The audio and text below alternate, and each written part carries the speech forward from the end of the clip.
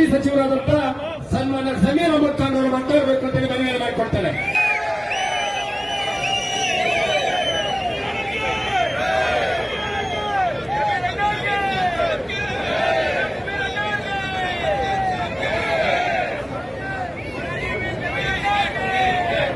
ಎಲ್ಲರಿಗೂ ನನ್ನ ನಮಸ್ಕಾರಗಳು.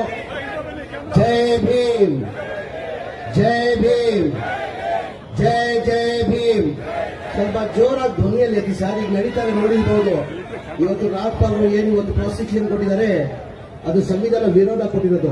ಇವತ್ತು ಬಾಬಾ ಸಾಹೇಬ್ ಅಂಬೇಡ್ಕರ್ ಬಿಜೆಪಿ ಸರ್ಕಾರ 2014 ಬಂದಾದ್ಮೇಲೆ ಒಬ್ಬ ಕೇಂದ್ರದ ಮಂತ್ರಿ ಅನಂತ್ ಕುಮಾರ್ ಹೆಗಡೆ ಅವರು ನಮ್ಮ ರಾಜ್ಯದವರೇ, ಅವ್ರೇನಂದ್ರು, ನಮ್ಮ ಬಿಜೆಪಿ ಸರ್ಕಾರ ಕೇಂದ್ರದಲ್ಲಿ ಬಂದಿರದೆ ಸಂವಿಧಾನ ಬದಲಾವಣೆ ಮಾಡಕ್ಕಂತ ಹೇಳಿದ್ರೆ ತಮಗೆಲ್ಲ ಗೊತ್ತಿರೋದು.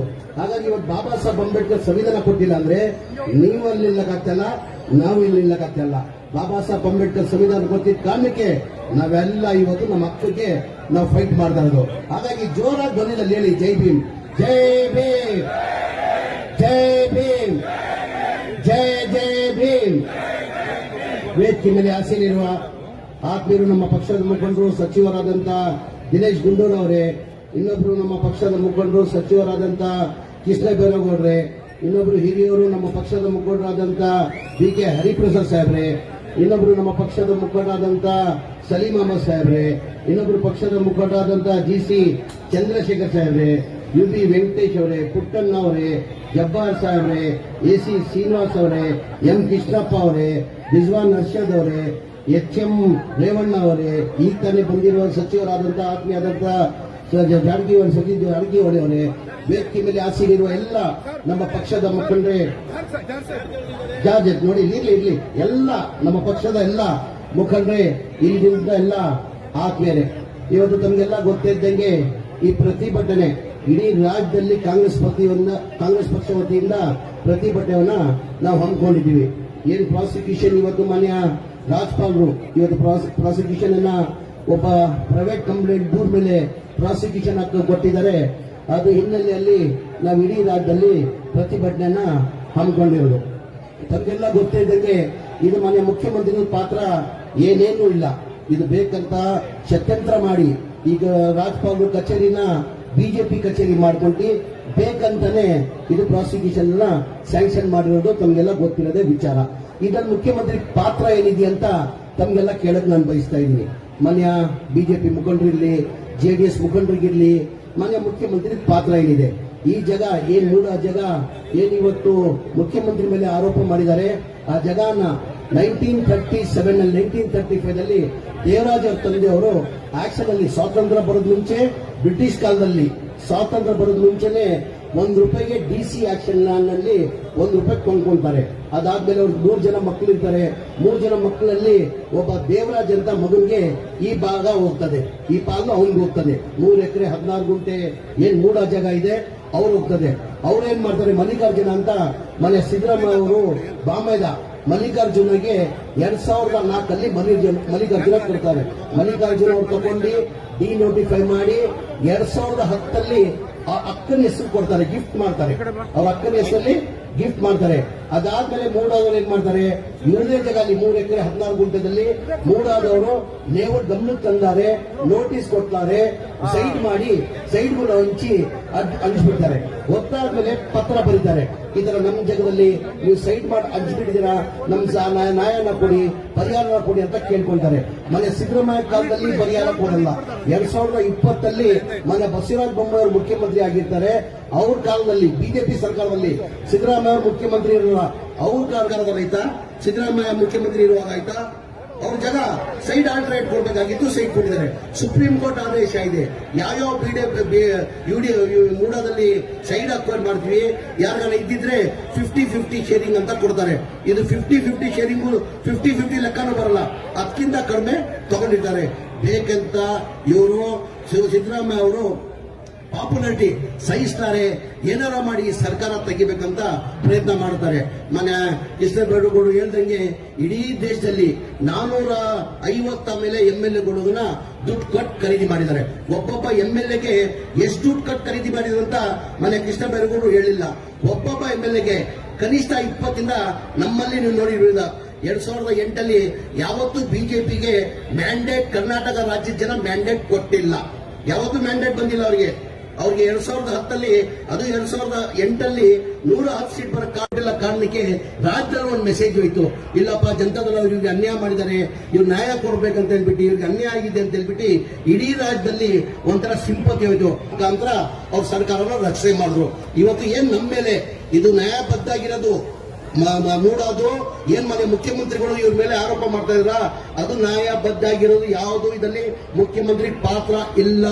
2008 ಏನ್ ರಾಜ್ಯದ ಜನ 110 ಸೀಟ್ ಇವ್ರನ್ನ ಇಲ್ಲ, ನಾವು ಜನತಾದಳ ಸರ್ಕಾರ ನೋಡಾಗಿದೆ, ಬಹಳ ಸತಿ ಕಾಂಗ್ರೆಸ್ ಸರ್ಕಾರ ನೋಡಾಗಿದೆ, ಎಲ್ಲರಿಗಿಂತ ಹೆಚ್ಚಾಗಿ ಒಳ್ಳೆ ಸರ್ಕಾರ ಕೊಡಬಹುದಂತ ಜನ ನಿರೀಕ್ಷೆ ಇಟ್ಕೊಂಡು 110 ಸೀಟ್ ಗೆದ್ರು ಆಪರೇಷನ್ ಕಮಲ ಮಾಡ್ಕೊಂಡು ಸರ್ಕಾರನ ರಚನೆ ಮಾಡಿದ್ರು.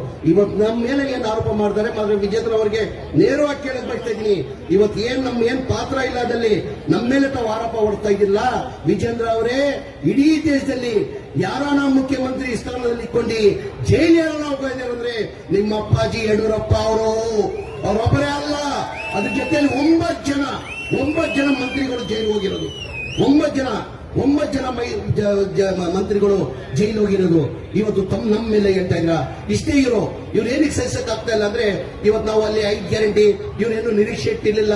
ಈ 5 ಗ್ಯಾರಂಟಿಯನ್ನ ಲಾಗು ಮಾಡ್ತಾರೆ, ಬರೀ ಚುನಾವಣೆ ಘೋಷಣೆ ಮಾಡಿರೋದು ಇವರು. ಈ 5 ಗ್ಯಾರಂಟಿಯನ್ನ ಲಾಗು ಮಾಡೋಕ್ಕಾಗಲ್ಲ. ಈ 5 ಗ್ಯಾರಂಟಿನ ಲಾಗು ಮಾಡಬೇಕಾದ್ರೆ ಕನಿಷ್ಠ 55,000 ಇಂದ 60,000 ಕೋಟಿ ಆಗ್ತದೆ. ಈ 5 ಗ್ಯಾರಂಟಿ ಲಾಗು ಮಾಡಕ್ ಆಗಲ್ಲ ಅಂದ್ರು.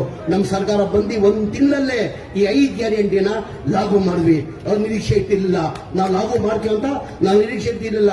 ಲೋಕಸಭಾ ಚುನಾವಣೆಯಲ್ಲಿ ಮನೆ ವಿಜೇಂದ್ರ ಅವರಿಗೆ ಬಿಜೆಪಿ ಅವ್ರಿಗೆ ಹೇಳಕ್ ಬಯಸ್ತಾ ಇದ್ದೀನಿ, ಲೋಕಸಭಾ ಚುನಾವಣೆಯಲ್ಲಿ ನಾವು ನಿರೀಕ್ಷೆ ಇಟ್ಟಿದ್ವಿ 18 ರಿಂದ 20 ಸೀಟ್ ಗೆಲ್ತೀವಂತ ನಾವು ನಿರೀಕ್ಷೆ ಇಟ್ಕೊಂಡಿದೀವಿ. ನಿರೀಕ್ಷೆ ತಕ್ಕಂಗೆ ನಮ್ ರಿಸಲ್ಟ್ ಬಂದಿಲ್ಲ. ನಾವು ಒಂದಿದ್ದು 9 ಗೆದ್ವಿ.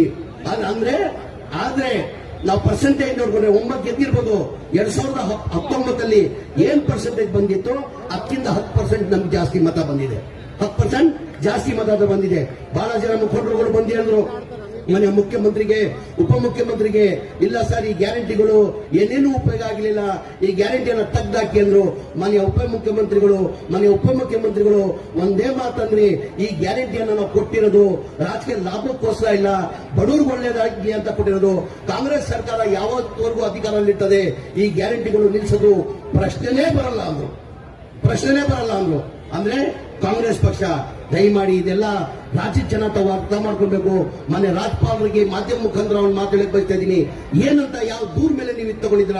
ಹೋದ ತಿಂಗಳು ಜುಲೈದಲ್ಲಿ 26ನೇ ತಾರೀಕು ಒಂದು ಪ್ರೈವೇಟ್ ಕಂಪ್ಲೇಂಟ್ ಅಬ್ರಾಹಿಂ ಅವನು 26ನೇ ತಾರೀಕಿಗೆ ಬಂದು ತಮ್ಮ ದೂರು ಕೊಡ್ತೀರಾ, ಅದೇ ದಿನ ಸಾಯಂಕಾಲ ಮಾಡಲ್ಲ ಇಷ್ಟೆಲ್ಲ ನೋಡ್ಬೇಕಾನೆ, ಸ್ಟಡಿ ಮಾಡಬೇಕು, ಓದ್ಬೇಕು, ಕನಿಷ್ಠ 3-4 ದಿನ ಆಗ್ತದೆ. 26ನೇ ತಾರೀಕಿಗೆ ದೂರು ಬರ್ತದೆ, ಸಾಯಂಕಾಲ ಸಿಎಂ ಮುಖ್ಯಮಂತ್ರಿಗೆ ನೋಟಿಸ್ ಕಳಿಸ್ತಾರೆ. ಅದಕ್ಕಿಂತ ಮುಂಚೆ ಇದೇ ಇಬ್ರಾಹಿಂ ಅವರು ಏನ್ 26ನೇ ತಾರೀಕು ಜುಲೈಯಲ್ಲಿ ಏನ್ ರಾಜ್ಯಪಾಲರಿಗೆ ದೂರು ಕೊಡ್ತಾರೆ, ಅದಕ್ಕಿಂತ ಮುಂಚೆ ಮೈಸೂರಲ್ಲಿ ಲೋಕಾಯುಕ್ತಲ್ಲಿ 15 ದಿನ ಹಿಂದೆ ಅವ್ರು ಕಂಪ್ಲೇಂಟ್ ಕೊಟ್ಟಿದ್ದಾರೆ. ಅದು ಎಫ್ಐಆರ್ ಆಗಿರಲ್ಲ. ಒಂದೇ ದಿನಕ್ಕೆ ತಾವೆಲ್ಲ ಮಾಧ್ಯಮದವರು ಅರ್ಥ ಮಾಡ್ಕೊಳ್ಬೇಕಾಗ್ತದೆ. ಆಯ್ತಪ್ಪ, ಈಗ ಪ್ರಾಸಿಕ್ಯೂಷನ್ ಮನೆ ಮುಖ್ಯಮಂತ್ರಿಗಳು ಕೊಟ್ಟಿದ್ರ, ಈಗ ಪ್ರಾಸಿಕ್ಯೂಷನ್ ಇದೆ. ಮನೆ ಕುಮಾರಸ್ವಾಮಿ ಅವರ ಮೇಲೆ ಕೇಂದ್ರದ ಮಂತ್ರಿ ಆಗಿದ್ದಾರೆ. ಕುಮಾರಸ್ವಾಮಿ ಅವರೇ ಲೋಕಾಯುಕ್ತದವ್ರು ಕೇಳಿದ್ದಾರೆ, ಇದುವರೆಗೂ ಕೊಟ್ಟಿಲ್ಲ. ಮನೆ ಮಾಧ್ಯಮ ಸ್ನೇಹಿತರು ಕೇಳ್ತಾ ಇದ್ದಾರೆ, ಅವಾಗ ಮಾಧ್ಯಮದಲ್ಲಿ ನಾವು ನೋಡ್ತೀವಿ ಮನೆ ಮುಖ್ಯಮಂತ್ರಿಗಳು ರಾಜೀನಾಮೆ ಕೊಡಬೇಕಂತೆ. ಏನಕ್ಕೆ ಸ್ವಾಮಿ ಮನೆ ಮುಖ್ಯಮಂತ್ರಿಗಳು ರಾಜೀನಾಮೆ ಕೊಡಬೇಕು? ಕೇಂದ್ರದಲ್ಲಿ ಮಂತ್ರಿಯಾಗಿರೋ ಕುಮಾರಸ್ವಾಮಿ ಮೇಲೆ ಲೋಕಾಯುಕ್ತವ್ರು ಕೇಳಿದಕ್ಕೆ ಪರ್ಮಿಷನ್ ಕೊಡಲ್ಲ. 4 ಜನ ಮಂತ್ರಿ ಮೇಲೆ, ಇನ್ನ ಮಾಜಿ ಮಂತ್ರಿಗಳ ಮೇಲೆ ಕೇಳ್ತಾರೆ, ಜನಾರ್ದನ್ ರೆಡ್ಡಿ ಬಗ್ಗೆ ಕೇಳ್ತಾರೆ, ಶಶಿಕಲಾ ಜೊಲ್ಲೆ ಬಗ್ಗೆ ಕೇಳ್ತಾರೆ. ಅವ್ರಿಗೆಲ್ಲ ಯಾರಿಗೂ ಸ್ಯಾಂಕ್ಷನ್ ಕೊಡಲ್ಲ, ಮನೆ ಮುಖ್ಯಮಂತ್ರಿಗಳು ಕೊಡ್ತಾರೆ. ದಯಮಾಡಿ ರಾಜ್ಯದ ಜನ ಅರ್ಥ ಮಾಡ್ಕೊಳ್ಬೇಕಾಗ್ತದೆ. ಈ ಬಿಜೆಪಿಯವರು ಬೇಕಂತ ನಾವು ಒಳ್ಳೆ ಕೊಡ್ತಾರೆ ಸರ್ಕಾರ ಅವ್ರು ಸಹಿಸಕ್ ಸಾಧ್ಯ ಆಗ್ತಲ್ಲ. ಆಮೇಲೆ ಮಾನ್ಯ ಸಿದ್ದರಾಮಯ್ಯ ಅವರು ಪಾಪ್ಯುಲಾರಿಟಿ ಸಹಿಸಕ್ ಸಾಧ್ಯ ಆಗ್ತಲ್ಲ. ಅದಕ್ಕಿಂತ ಹೆಚ್ಚಾಗಿ ಅವ್ರಿಗೆ ಏನಾಗಿದೆ, ಒಬ್ಬ ಬ್ಯಾಕ್ವರ್ಡ್ ಕ್ಲಾಸ್ ಅವನು ಮುಖ್ಯಮಂತ್ರಿ ದೇವರಾಜ ಆದ್ಮೇಲೆ 2ನೇ ಬಾರಿ ಯಾರನ್ನ ಮುಖ್ಯಮಂತ್ರಿ ಆಗಿದ್ರೆ ಅದು ಮನ ಸಿದ್ದರಾಮಯ್ಯ ಅವರು ಹಾಕಿದರೆ ಅದು ಸಹಿಸಕ್ ಆಗ್ತಾ ಇಲ್ಲ.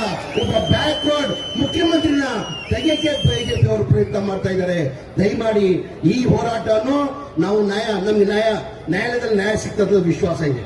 ಇವತ್ತು ಈ ರಾಜ್ಪಾಲರು ಕಚೇರಿನ ಬಿಜೆಪಿ ಕಚೇರಿ ಉಪಯೋಗಿಸ್ಕೊಂಡು ಇವತ್ತು ಈ ಕೆಲಸನ ಮಾಡಿದ್ದಾರೆ.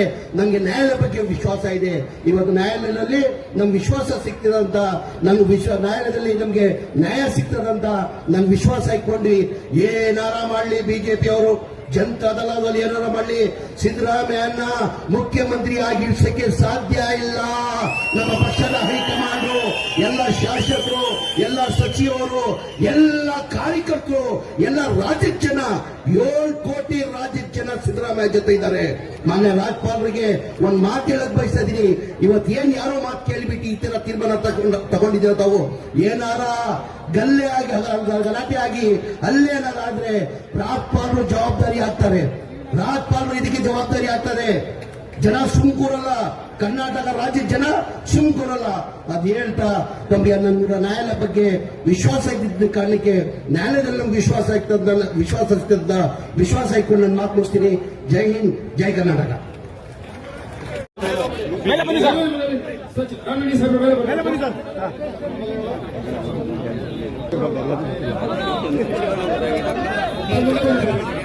ಎಲ್ಲ ಒಂದ್ಸರಿ ಕಾಣಿತು ಸರ್.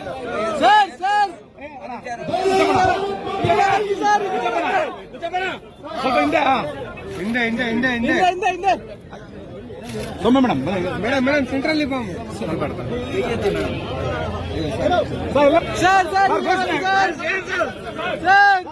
ಘೋಷಣೆ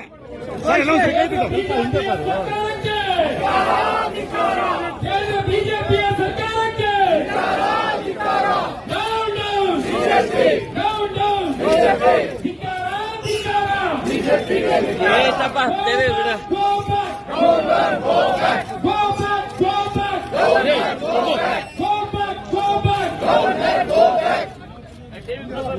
ಯಾವ ರೀತಿಯಲ್ಲಿ ಅಧಿಕಾರಕ್ಕೆ ಬಂದಿದ್ದಾರೆ 2 ಸಲ. ನಾವೆಲ್ಲರೂ ವಿರೋಧ ಪಕ್ಷದಲ್ಲಿ ಇದ್ದಾಗ